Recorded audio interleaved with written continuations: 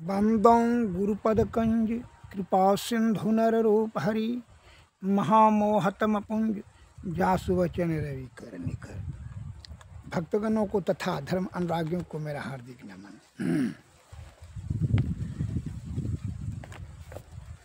सत्संग योग वृत्त अंतसार में एक वाक्य आया है, यावत वर्णम कुलम सर्वम तावत ज्ञानम नो जायते ब्रह्म ज्ञानम पदम ज्ञत्वा सर्वम वर्ण विविर्यता। अर्थात जब तक ज्ञान उदय नहीं होता है तब तक विप्रादि वर्ण भेद और कुल भेद रहते हैं, किंतु ब्रह्म ज्ञान के उदय होने पर वे सब दूर हो जाते हैं। जब वह ब्रह्म ज्ञान हृदय में उदय हो जाता है, उत्पन्न हो जाता है, तो फिर यह ऊंच नीच की भेदभाव, जाति वर्ण कुल, वह ऊंचा जाती है, वो नीचा जाती है, वह मध्यम वर्ग का है, हम उच्च वर्ग का हैं, उससे घृणा नफरत, ये सभी भेदभाव सब दूर हो जाता है। वो बाभन है, राजपूत है, भूमिहार है, मुसलमान है, हिंदू हैं, वो चमार हैं, ये सब कुछ नहीं रह जाता है ब्रह्मज्ञानी के लिए।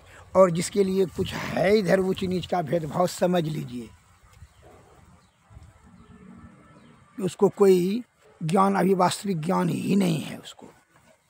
वो अंधकार में फंसा है। किसके? अहंकार के अंधकार में, रजोगुण में है।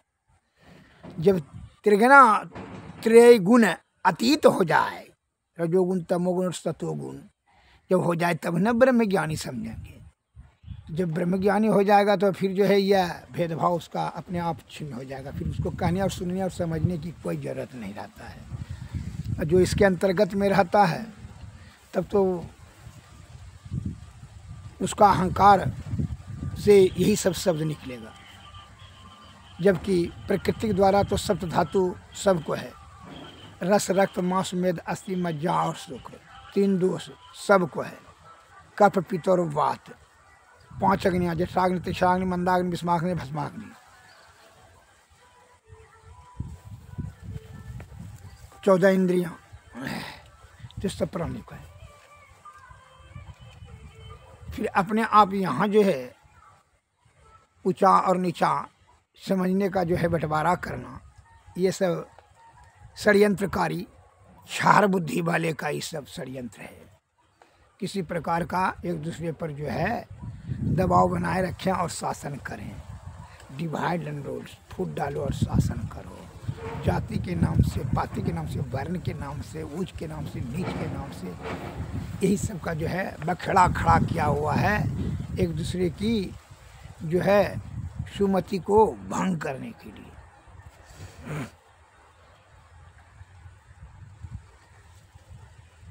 एक भाग है भोग तब फहरा, जो जिसके भाग में जो चीज़ है वो अटल सत्य निश्चित होकर के रहेगा। जो होने वाला है प्रकृति की घटना को आप रोक नहीं सकते हैं जानने के बाद भी। एक बार की कथा है, बहुत से सज्जन इस बात को संशय में रहते हैं कि यदि बुद्धिमान लोग जो है तो जो है पहले भविष्य को जब जान लेता है, जो त्रिकालदर्शी है, उसको टाल कहा नहीं देता है।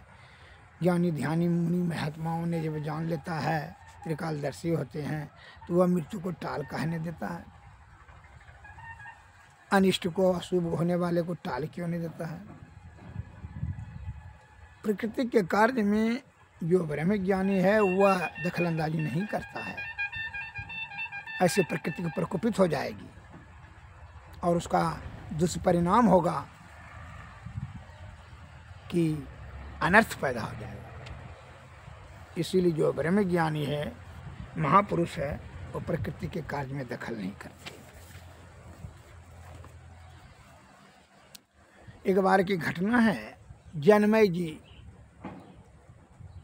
जिस समय महाराज थे, राजा था भारतवर्ष के, पहले अभिमन्यु का बेटा राजा परीक्षित राजा परीक्षित जब श्राप के कारण से मृत्यु को प्राप्त किया, तब जनमेजय जी उसका जो है पुत्र, राजा परीक्षित का पुत्र जनमेजय राजा बने। तो जनमेजय जब राजा बने तो वहाँ वो काशी जी गए स्नान हेतु। तो गए तो कहा कि मन में विचार किया, काशी स्नान कर करके मन में विचार किया कि जो है अब यहाँ वेद व्यास जी से भी भेंट कर लें, क्या उनके पूर्वजों के जो है बुजुर्ग हैं।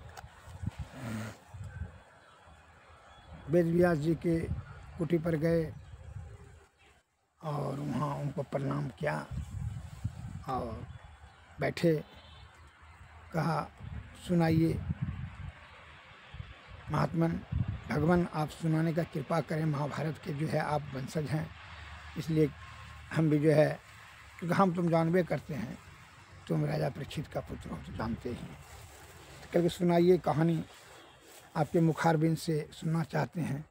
जब कहानी सुनने तो कहा कि एक बात पूछते हैं, संदेह है। क्या संदेह है? क्योंकि जब आप लोग ऐसे भीष्म पितामह, द्रोण, कृपाचार्य, कृतवर्मा, अश्वत्थामा, द्रोणाचार्य,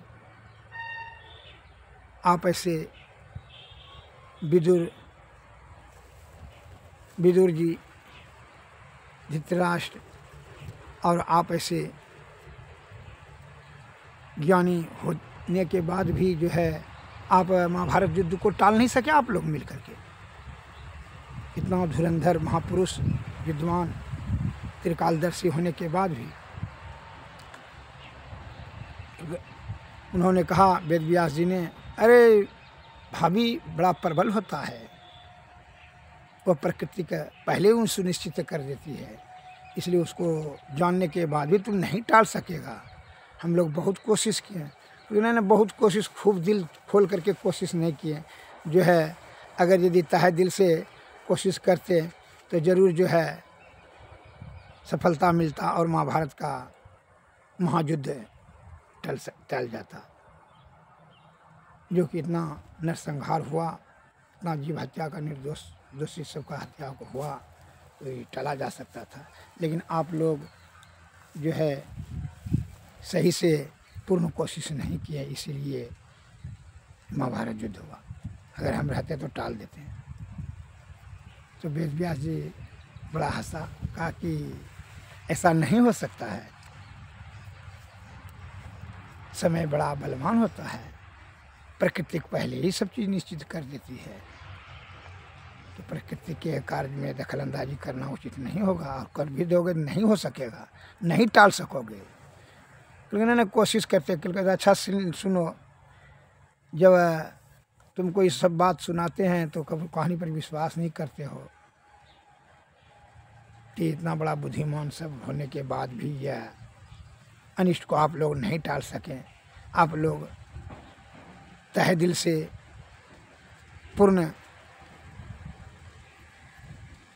ज्ञान और बल बुद्धि से कार्य लेते तो महाभारत टल जाता, लेकिन पूर्ण प्रयास नहीं किए। जब तुम इस तरह से लाछन लगाते हो तो उचित नहीं है, लेकिन जो है अगर नहीं उचित है, यदि आपको नहीं आता तो हम रहते तो टाल देते। क्योंकि अच्छा ठीक है, तो एक काम करो, तुम अपने टाल के देख लाओ, हम तुमको जो है तुम्हारा भविष्य बता देते हैं। थोड़ा देर आंख बंद कर करके बताने लगे कि सुनो, तू अपना भविष्य को टाल करके देख लाओ, जो भविष्य में अनिष्ट है, होने वाला है, मैं तुम्हारा बता देता हूँ और तुम उसको टाल के देख लाओ। क्योंकि जी महात्मन, आप तो त्रिकालदर्शी हैं। क्योंकि हाँ, तो त्रिकालदर्शी के जो है प्रभाव से आप हमारा भविष्य को देख करके बताइए, जो अनिष्ट होने वाला है उसको हम टाल के दिखला देंगे आपको। तो अच्छा ठीक है। तो आंख बंद कर करके वेद व्यास जी ने कहा, देख लिया, कहा कि ठीक हो, अब जो है आज से 3 वर्ष बाद तुम शिकार खेलने के लिए जाओगे जंगल। कहा हम नहीं जाएंगे। कल के तुम निश्चित जाओगे और काला घोड़ा पर जाओगे। हमने कल के जाएंगे भी तो काला घोड़ा पर नहीं जाएंगे, हम निश्चित नहीं जाएंगे। कल काला घोड़ा पर जाओगे तो दक्षिण की दिशा के मत जाना। एकदम नहीं जाएंगे, जब भी नहीं करेंगे तो कल दक्षिण क्या, दक्षिण दिशा में जाना। चले जाओगे तो वहाँ जो है समुद्र के किनारे मत जाना। समुद्र के किनारे जाओगे तो एक जवान लड़की, सुंदरी लड़की से भेंट होगा, उससे तू बात नहीं करना। तो बिल्कुल नहीं करेंगे, जब भी नहीं करेंगे तो बात, क्योंकि भाई बता देता हूँ, बात नहीं करना। बात करोगे तो उससे जो है प्रेम के जाल में फंस करके उससे शादी नहीं करना। और शादी भी कर लोगे कि हम नहीं करेंगे, हम नहीं करेंगे, लेकिन तू शादी निश्चित करेगा। और जब शादी कर लेगा तो तुमको आगाह कर देते हैं, बता देते हैं पहले कि से है, उसके बाद में आकर के तू यज्ञ मत करना। और यज्ञ करना भी तो जवान ब्राह्मण को पूजा पाठ के लिए, होम जाप के लिए नहीं बुलाना। लेकिन हम बिल्कुल नहीं बुलाएंगे, हम यज्ञ नहीं करेंगे तो कैसे है। का देख ना, तू निश्चित करेगा, तुमको पहले बता दें यही घटना होने वाला है। और जवान ब्राह्मण ने जो है का हत्या तू मत करना उस स्त्री के बाद में आकर के। और जब हत्या कर देगा उसी के पाप से तुमको कुष्ठ हो जाएगा। और कुष्ठ जब हो जाएगा तो यही महाभारत का ही जो कथा सुनेगा श्रद्धा और पूर्ण विश्वास के साथ, तब कुष्ठ छूटेगा। और जब ये अश्रद्धा होगा तो वही कुष्ठ जो है फिर जागृत होकर के तुमको मृत्यु को प्राप्त होगा, एवं प्रकार से तुम्हारी मृत्यु निश्चित हो जाएगी। जान लो, यही मृत्यु का तुम्हारा दौर चलेगा। मैं तुमको ज्ञान से आपको बता दिए, तुम्हारा भविष्य देख करके। कहा मैं त्रिकालदर्शी हूँ। कहा जी महात्मा ठीक है, तो आप हमको बता दिए ना, हम ऐसा कोई भी कार्य नहीं करेंगे जो कि देख लेते हैं। हम कल हाँ देखो इसको अशुभ को तू टाल के दिखला, तब जानेंगे, विश्वास कर लेंगे तो महाभारत जीत को तू टाल देता। हम लोगों पर तू लाछन लगाना, इल्ज़ाम जो लगा रहे हो व्यर्थ में, ये आप लोग नहीं कोशिश नहीं किए पूर्ण। जो कोशिश करते तो महाभारत टल जाता। तुम अपने मृत्यु को केवल तू टाल के दिखलाओ। कहा ठीक है प्रभु, जो है वेद व्यास जी का पूर्ण श्रद्धा प्रेम से पूजा पाठ स्तुति विनती करके जन्मय जी महाराज जन्मय जी वहाँ से चले आए अपने राज। और 3 साल जब होने लगा तो 5-7 दूर शिकारे जाना, शिकारे खेलना जो है जंगल में जाकर शिकार खेलना बंद कर दिया। आज जब घटना का 5-7 दिन ही कसर रहा तो उसको शिकार खेलने का प्रबल इच्छा होने लगा। अब देखिए भावी बलवान होता है, इसलिए कहता है समय जो है सबको जो है पछाड़ देता है। समय हो तो बड़ा बलवान।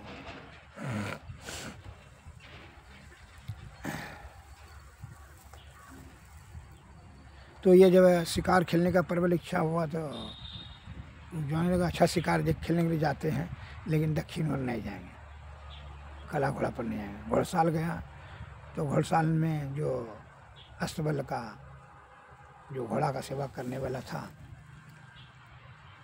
अश्वारोही ने, उसने कहा कि हुजूर राजा साहब ये काला घोड़ा बड़ा बढ़िया चाल इसका है, बहुत शुद्ध और सही चाल चलता है, ये ठीक रहेगा। और दूसरा कोई घोड़ा उसको पसंद हुआ, कड़े घोड़ा पर बैठ कर अच्छा हम जाए नहीं करेंगे दक्षिण ओर। वो घोड़ा पर सवार हुआ चला गया, जंगल में भूल गया और जंगल में वो दक्षिण दिशा का पति नहीं चला, वो दक्षिणी ओर चला गया। वहाँ समुद्र के किनारे पहुँच गया। समुद्र के किनारे पहुँचा तो सचमुच में एक रोती हुई लड़की को देखा। कहा कि अब जो बातें नहीं करेंगे, जो उसकी विलाप करुण स्वर सुन करके बड़ा दया आया जन्मय जी को। तो जा करके पूछता है कि क्या कारण है, रो रही हो? तो वो लड़की रोती हुई बोली देखिए हमारा सभी परिवार जो है सब एक्सीडेंट में मारा गया है, अतः अब हम अकेले जीवित रह करके क्या करेंगे, अब हमारा कोई सहारा नहीं है। इस प्रकार से अब हम जो है इस समुद्र में डूब करके अपना प्राण त्याग दें। त्याग दूंगी। तो उसका यह बात सुन करके महाराज को दया आया मन में, कहा कि नहीं चलो ठीक है, हमारे साथ में चलो, हम तुम्हारा मालिक बनते हैं। राजमहल में रहना, राजमहल में रहने की खूबसूरती, उसकी सुंदरता देख करके राजा जो है वो मोहित हो गया, और मोहित होकर के विवाह का प्रस्ताव रख दिया। लड़की ने विवाह कर ली, और विवाह से क्या कहा कि जो है यज्ञ कीजिए, हमारे विवाह उत्सव में जो है यज्ञ कीजिए। यज्ञ करेंगे तो कहेंगे नहीं, टालने लगा कि नहीं यज्ञ का क्या जरूरी है इसमें, लेकिन यज्ञ कीजिए, इसका मतलब हम जानते हैं कि आप जो है हमसे तहे दिल से प्रेम नहीं करते हैं। पूरा हट करने लगी तो रूठ गई तो मनाने लगा, अच्छा ठीक है यज्ञ। मन में सोचा कि ब्राह्मण को, जवान ब्राह्मण को बुलेबे नहीं करेंगे। यज्ञ शुरू कर दिया। अब जो है बूढ़ा ब्राह्मण को भेजा तो सब बूढ़ा ब्राह्मण दूसरे राज्य में चला गया। जगह ने सब जवान सब आ गए, जवान जगह हम हत्या कर भी नहीं करेंगे। जवान ब्राह्मण सब आए, पूजा पाठ करा दिए, बड़ा ही संपन्न हो गया। अब जो है भोजन कराने लगे। तो जो नई रानी शादी किया था वही लड़की से, वही लड़की ने परोस करके खिलाने लगी। तो उसका कपड़ा जो है वो तो जंगल की थी, पहाड़ी लड़की थी, वो तो भरी देव वस्त्र तो पहनी नहीं थी कभी। और कपड़ा जो राजसी पोशाक पहन रखी थी, जो है जरा सा झोंका हुआ हवा का, बस गिर गया बदन पर से। तो सब ब्राह्मण सब हंस गए और कहा यह पहाड़ी लड़की को इतना सा शिष्टाचार नहीं है कि बस बदन को ढक करके रखना चाहिए, बदन को दिखाती है।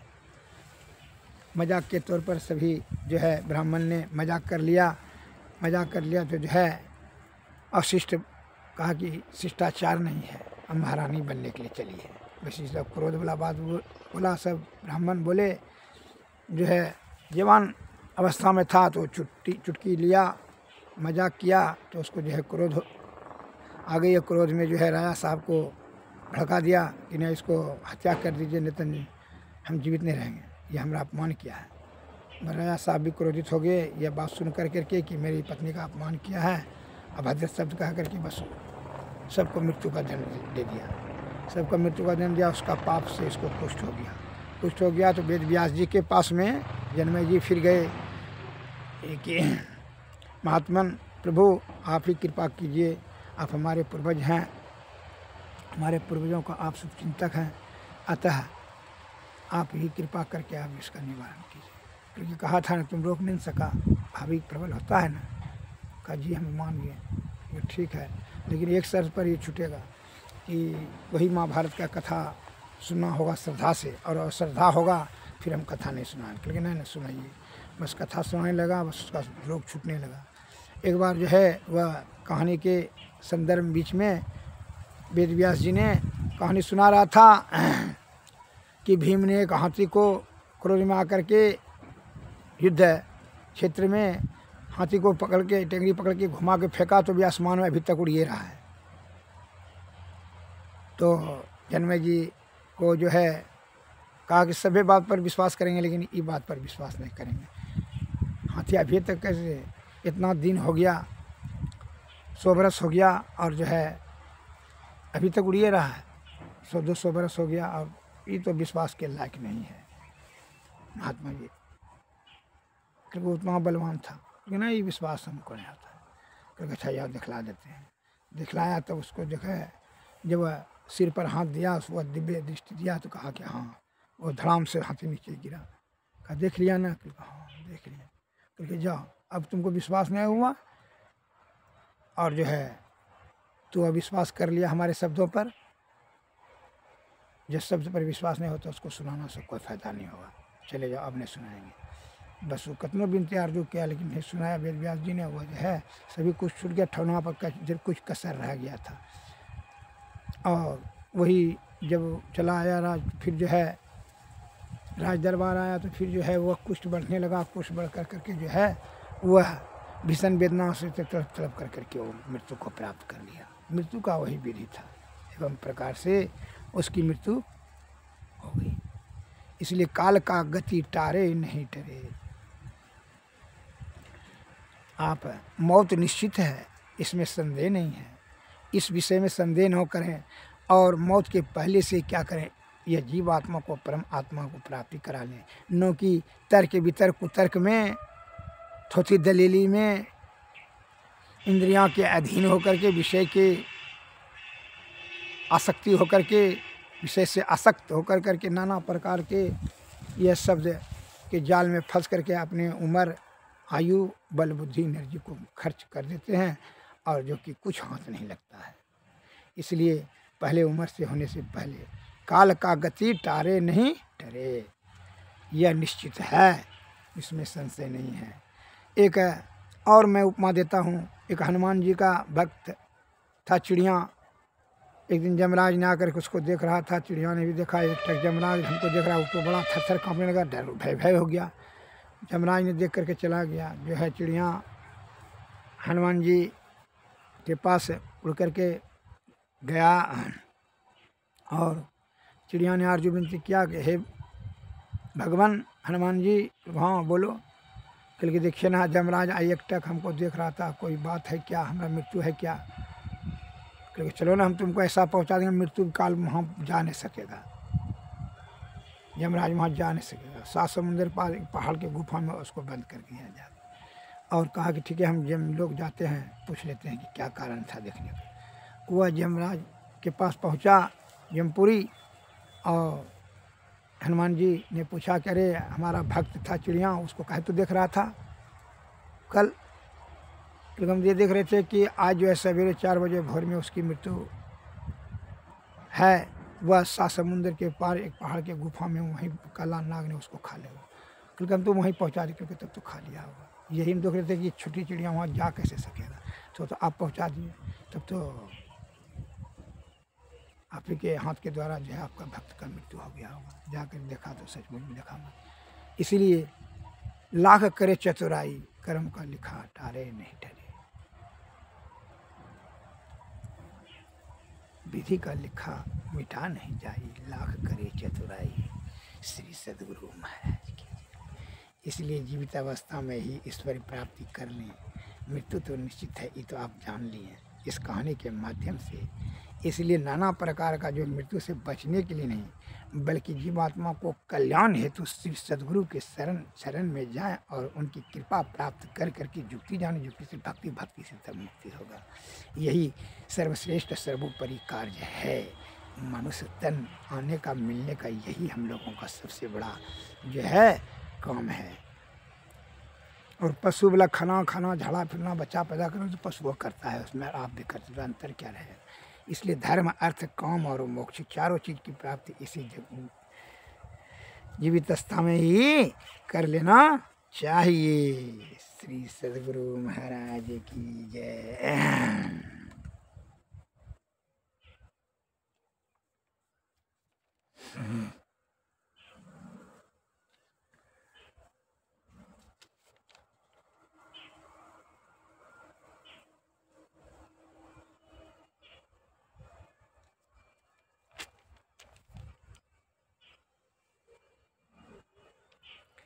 दिन बीतत जावे आयु खुटावे, भजो भजो प्रभु नाम, भजो भजो प्रभु नाम। परिजन धन सारा सुन बितदारा, नहीं आवे कऊ काम।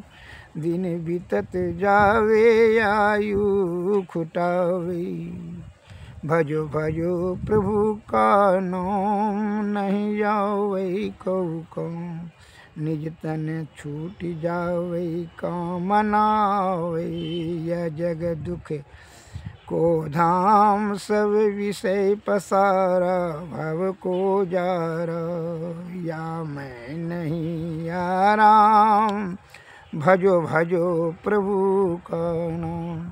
प्रभु केवल साचा यार सब काचा, भज प्रभु को प्रीतियाम। भजो भजो प्रभु का नाम, दिन बीतत जावे आयु खुटावे। अंतर पच चालो प्रभु को पालो प्रभु बिनु नहीं विश्राम, भजो भजो प्रभु का नाम। गुरु भेज लो सारा खोलो द्वारा, मही पहुँच प्रभु का धाम, भजो भजो प्रभु का नाम। श्री बिना गुरु की कृपा पाए नहीं जीवन उधारा है, फंसी श्रुति आई यम फांसी, अयन सुधि अपनी नासी। मई भव सोम की वासी, कठिन जहते उधार है। गुरु निज भेद बतलावे, सूरत को राह दर्शावे, जीव ही ताप ही आवे, सूरत को आए तारा है। गुरु ही तू है गुरु पितु है, गुरु ही जीत के पितु है, जीव के पितु है। गुरु सम कोई नहीं दूजा, जो जीवों को उधारा है। गुरु की नित कर पूजा, जगत इनकम नहीं दूजा, मही को आन नहीं सूझा, फकत गुरु ही आधारा है। बिना गुरु की कृपा पाए नहीं जीवन उधारा है। श्री सद्गुरु महाराज की जय।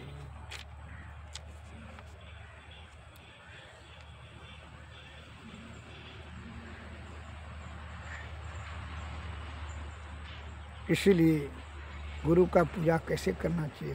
सतगुरु चरण टहल नित करिए, नर्तन के फल जुग जुग जग में शोभत बीते, सद्गुरु दिहल जगह। सद्गुरु चरण टहल नित करिए, नर्तन के फल अंधेरियाँ की सुजत रहनाही, थे पड़े अंधय चित,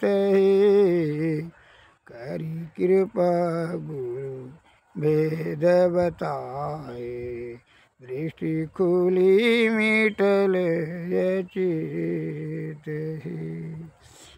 प्रकाश मिटल अंधियोरी, सुख भयल बहुत रहे, गुरु कृपा की कीमत नाही, मिटले 84 फेरे। सद्गुरु चरण टहल नित करिए, नर्तन के फल धन धन धान्य हवा देवी साहब, सद्गुरु बंदी छोर है, तुम सम भेदी नाही दयालु, मैं ही कहत कर जोरी। सद्गुरु चरण टहल नित करिए, नर्तन के फल।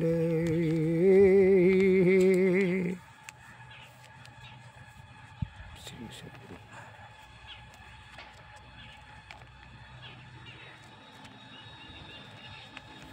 और तीर्थन मंदिर में कीजिए, दृष्टि जुगल कर सन्मुख दीजिए, चमके बिंदु सूक्ष्म यत्युजल ब्रह्म ज्योति अनुपम लखलीजे जगमग जगमग रूप ब्रह्मांड निरखी निरखी ज्योति तज दीजे शब्द सुर या अभ्यास सरलतर कर करी सारा सवर गही लीजिए ऐसी जो काया गढ़ त्यागी भव ब्रह्म वेद सकल मल चीजी भवखंड आरती यह निर्मल करिमे ही अमृत रस कीजिए आरती तन मंदिर में कीजिए सृष्टि जुगल कर सन्मुख दीजिए सद्गुरुवे नमः सद्गुरुवे नमः। जय हिंद।